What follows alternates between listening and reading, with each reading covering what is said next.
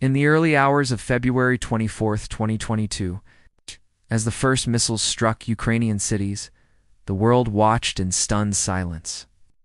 A conventional, brutal war had begun, a conflict fought with tanks, artillery, and soldiers on the ground.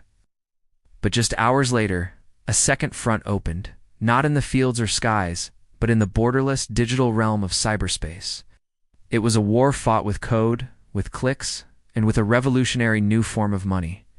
This is the story of how cryptocurrency, an asset class often dismissed as speculative or unstable, became a powerful and unprecedented weapon in the defense of a nation. It's a story that challenges our understanding of finance, conflict, and the very nature of modern warfare. As Russian forces advanced on Kyiv, the Ukrainian government made a move that would have been unimaginable just a few years prior. Mikhailo Fedorov, Ukraine's vice prime minister and minister of digital transformation, posted a simple message on Twitter: "Stand with the people of Ukraine." Now, accepting cryptocurrency donations, alongside the plea were two long alphanumeric strings, the public addresses for Bitcoin and Ethereum wallets. It was a desperate, audacious gamble, a direct appeal to a global decentralized community. The response was immediate and overwhelming. In less than 48 hours, over $10 million in crypto flooded into the government's digital coffers. Within weeks, that figure surpassed $100 million. This wasn't a slow, bureaucratic process involving international banks, sanctions committees, and swift transfers. This was money moving at the speed of the internet. Donations poured in from every corner of the globe, from large-scale crypto exchanges pledging millions to anonymous individuals sending what little they could spare. The funds were a lifeline. While traditional aid was still navigating complex logistical and political hurdles, crypto provided immediate liquid capital.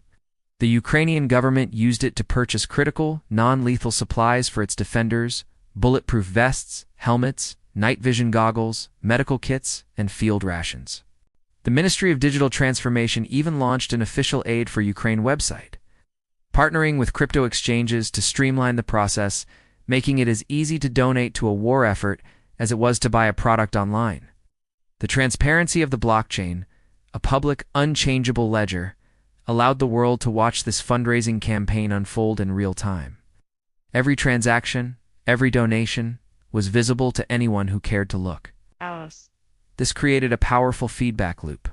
Donors could see their contributions arriving in the designated wallets almost instantly, fostering a sense of direct participation and trust that traditional charity models often struggle to achieve. It was a global, grassroots mobilization, a digital barn-raising for a country under siege.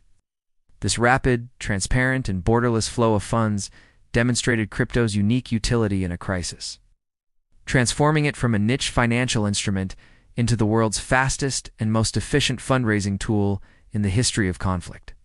The story of crypto in this war, however, goes far beyond official government accounts. As the digital front lines were drawn, a new kind of soldier emerged: the cyber volunteer. These were not state-sponsored operatives in hidden bunkers, but a loose global coalition of hackers, IT specialists, and tech-savvy activists, united by a common cause. They formed online legions, like the now famous IT army of Ukraine, coordinating their efforts through encrypted messaging apps, like Telegram. Their mission was to disrupt, demoralize, and disorient the aggressor through digital means, launching distributed denial love service DDoS attacks against Russian government websites, state-owned media outlets, and critical infrastructure. And to fuel these operations, they turned to cryptocurrency. Bitcoin, Monero, and other privacy-focused coins became the lifeblood of this digital resistance. The anonymity or pseudonymity they offered was crucial.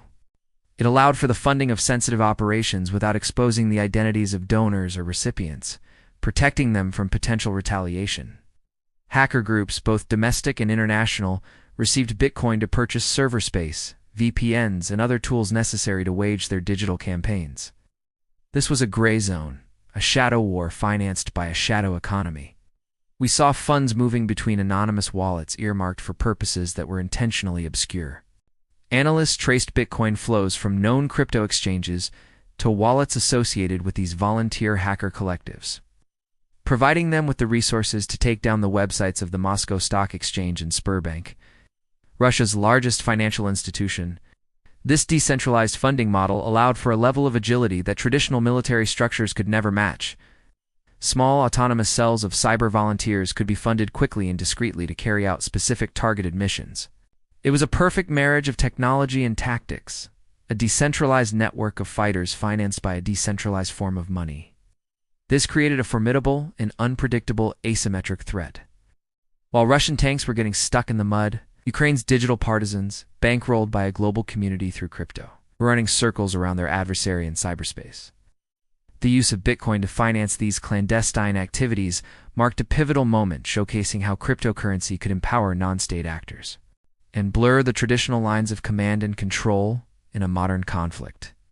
This unprecedented fusion of digital currency and warfare forces us to confront a series of difficult and profound questions. We have witnessed how crypto can be a force for good, a tool for crowdfunding a nation's defense, and delivering aid with unparalleled speed and transparency.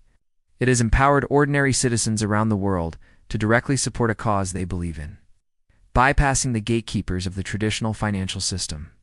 In this context, cryptocurrency represents a powerful expression of financial freedom, a way for the global community to collectively resist aggression and support sovereignty. It is the story of a digital lifeline, a testament to the power of decentralized networks in the face of centralized power. Yet this same technology walks a razor's edge. The very features that make it so effective for humanitarian aid and legitimate defense, its speed, borderless nature, and potential for anonymity also make it an ideal tool for financing activities that exist in a legal and ethical gray area. When Bitcoin is used to fund a volunteer hacker group that takes down a country's banking system, is that a legitimate act of cyber defense or a dangerous escalation? The line between a cyber volunteer and a mercenary, between a DDoS attack and an act of cyber terrorism, can become perilously thin. There is a tangible risk that these decentralized, privately funded operations could spiral out of control, acting without oversight and potentially triggering unintended consequences on a global scale. This conflict is serving as a real-world, high-stakes laboratory for the future of finance and conflict. The tools being forged and the tactics being tested in Ukraine will not be uninvented. We are witnessing the birth of a new paradigm, where financial sovereignty and military strategy are becoming inextricably linked. The ability to raise and deploy funds outside the control of any single government or institution is a profound shift in the global balance of power. It challenges the very concept of economic sanctions and financial blockades, tools that nations have long relied upon to exert influence without direct military confrontation. The story of crypto on the Ukrainian frontline is not just a footnote in the history of this war. It is a preview of the future. It's a future where conflicts will be fought not only on land, sea, and air, but on the blockchain. A future where digital currencies could fund revolutions, sustain resistance movements, or destabilize nations with equal ease. The implications are staggering, forcing us to reevaluate our definitions of sovereignty, security, and the very rules of engagement. What began as an experiment in digital cash has now entered the geopolitical arena, proving that crypto isn't just changing economics, it is fundamentally changing how humans fight.